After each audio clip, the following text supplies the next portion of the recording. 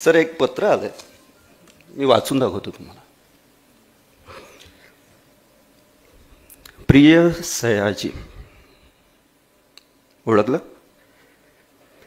सैजा म्हणाले असते तर लगेच लक्षात आलं असतं. तुझी आई बोलते.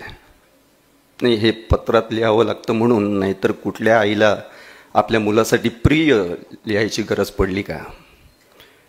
लेख प्रियच असतो. आज तुझा 66वा वाढदिवस. तू कॉलेजला असल्यापासून मी तुला आशीर्वाद देते, लय म्हातारा हो, पण तू अजून थोडा बी म्हातारा नाही झालास. बरं आहे, हळूहळू म्हातारा हो. मला अजून आठवतं, मी तुझे पिक्चर बघायचे, त्यात तू विलन असायचा. मारामारी कर, लोकांना शिव्या दे, गळे दाब, गळे काप, विलनचं कामच असतं ते म्हणे. पण माझ्यासाठी तू हिरोच होताच, आहेस. मी तुला कधी सांगितलं नाही, पण एवढ्या मोठ्या पडद्यावर हिरो, हिरोईन, बाकीचे कलाकार हे सगळे असून सुद्धा मी फक्त तुझ्याकडेच बघत बसायचे. आपलं लेकरू सोडून आईला दुसरं काय दिसतं म्हणा. एका पिक्चरमध्ये त्या हिरोने तुझी कॉलर धरली होती. अशा शिव्या दिल्यात मी टॉकीजमध्येच. हिरो असलं म्हणून काय झालं, माझ्या लेकराच्या कॉलरला हात घालतो. माझ्या शेजारची बाई म्हणली, सिनेमात हिरोच जिंकत असतो. मी म्हणलं, मग जगात विलन का जिंकत्यात? मग पिक्चरमध्येच कशाला, सगळीकडेच हिरो जिंकताना दाखवा की. पण पिक्चरवाले जे नाही तेच दाखवतात. पिक्चरमध्ये कधी दाखवतात का की नवरा बायको लईच लाडाने बोललेत एकमेकांशी? काय बी असू दे, आपल्याला काय. तू नवीन नवीन असताना एका पिक्चरमध्ये बाईच्या अंगाला हात टाकला होतास. किती बोलले होते मी तुला घरी आल्यावर. कळतच नव्हतं ते नाटक असतं ते. मी सारखी हे करू नको, ते करू नको असं तुला सांगत असायचे.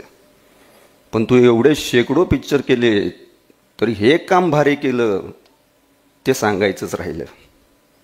काय करणार, आईचा जीव, सगळंच भारी वाटतं लेकराचं.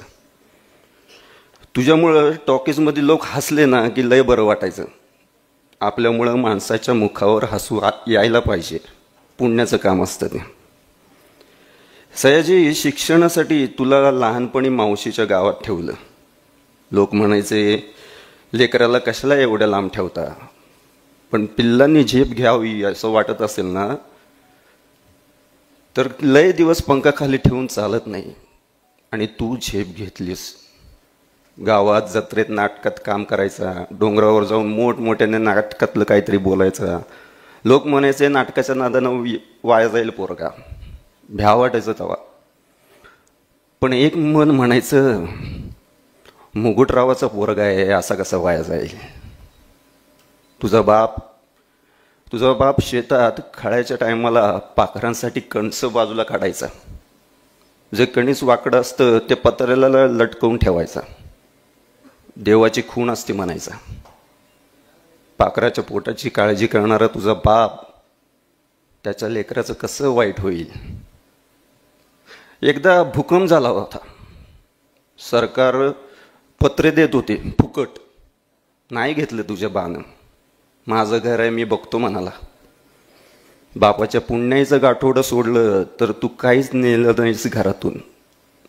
खूप भूमिका केल्या, कधी पुढारी, कधी पोलीस. एक भूमिका झाली की दुसरी. पण तुझा बाप मात्र कायम दिसत राहिला. मी शिक्षणासाठी तुला दुसऱ्या गावात नेलं, पण तू मला सगळ्या जगात नेलंस. तू पहिल्यांदा त्या काय ते यंड गुडगुड काय ते भाषा काम केलंस ना, तेलगू का काय म्हणतात ते. मला वाटलं ते काय म्हणतात ते तुला कसं कळतं आणि फसविलं तर.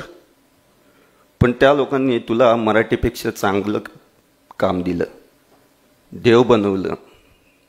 लोक पिक्चर बघून तुझ्या पाया पडत होते तेव्हा साक्षात तुकाराम महाराज माझ्या पोटाला जन्माला आले असं वाटायचं. तांब्याचा विष्णू बाळा झालास, गजानन महाराज झालास, डोळ्याचे पारणे फेडलेच बघ. त्या 5 स्टार हॉटेल का काय हॉटेलात किती वेळा गेले मी तुझ्याबरोबर. तिथं तू म्हणला बाथटबमध्ये पाणी भरून त्यात आंघोळ कर म्हणालास. मी नाही म्हणले. मी म्हणले मी काय म्हस आहे का त्यात बसायला.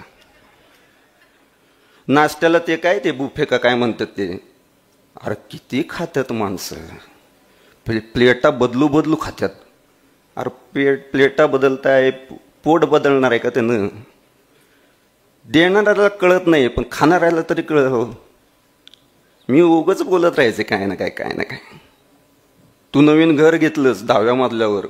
मी म्हणले एवढ्या उंचावर कोण राहतं, विमाने येऊन ठोकलं तर. मी मनात येईल ते बोलायचे पण तू कधी वाईट वाटून घेतलं नाहीस, हसत राहिलास. भेटायला आला की मी लहान बाळ असल्यासारखे माझे गाल वाढायचंस. सयाजी, लोकांना एक गोष्ट अजून कळली नाही. लेकरू झालं म्हणजे बाई आई होत नाही.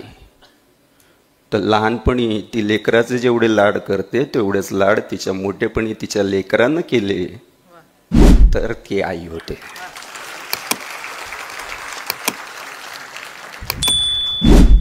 आपल्या आईला लहान बाळाप्रमाणे माया लावणारा तुझ्यासारखा लेक असला पाहिजे.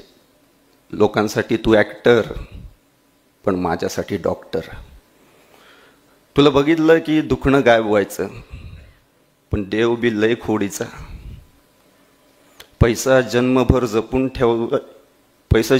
जपून ठेवायला बँक आहे, आईबाप जपून ठेवायला बँक नाही. एक दिवस गेले तुला सोडून. मला वाटलं आता तुझ्या पिक्चरमधला माझा रोल संपला पण नाही.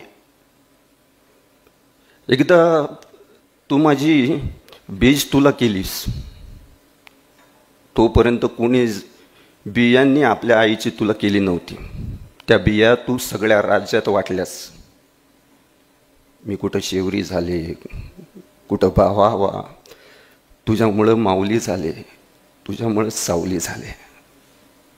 झाड दिसलं की सयाजी त्याला मिठी मारून उभा का राहतो हे लोकांना अजून माहीत नाही. 40 देवराया उभ्या केल्यास, 10 लाख झाडं लावलीस. रायगड राजगड बघून जिजाऊला जसा शिवाजी महाराजांचा अभिमान वाटत असेल ना, तसाच महाराष्ट्रात देवराई बघून मला माझ्या सयाजीचा अभिमान वाटतो.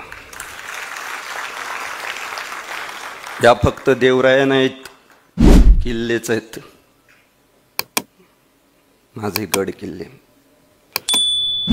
कधी शिवाजी महाराजांचं दर्शन झालं ना तर त्यांना अभिमानानं सांगेन की महाराज, माझ्या पोटी तुमचा मावळा जन्मला आहे, त्याचं नाव सयाजी.